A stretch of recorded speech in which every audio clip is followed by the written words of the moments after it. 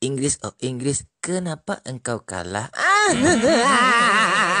Gimana aku tak kalah? Au ah.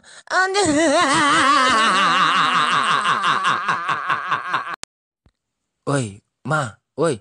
Sini dong, bisikin. Inggris kalah, nggak lolos ke kalah dari Kroasia.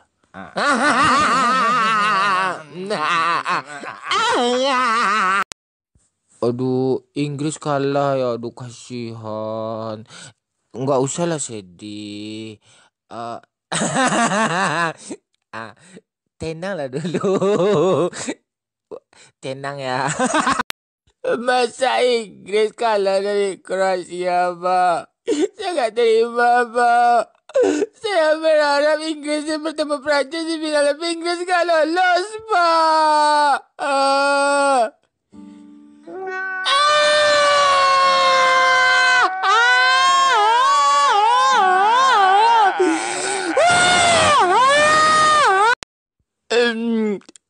Inggris kalah. Masa kalah dari Kroasia? Udah gol 1 di awal kan. Kan udah kemarin udah diajarin sama Mourinho kan. Harusnya bertahan, Ninda. Sosok menyerang nambah gol pula kan. Tuh digolinya sama Kroasia imbang itu ya. Terus tambah waktu. Kalah lagi gol. Kampret.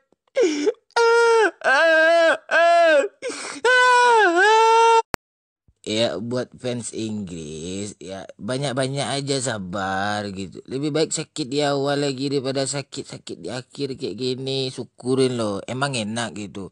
Makan tuh kalah di tambahan waktu tuh lebih sakit daripada ditinggal mantan itu.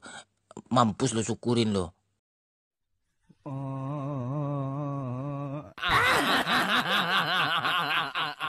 Lagi.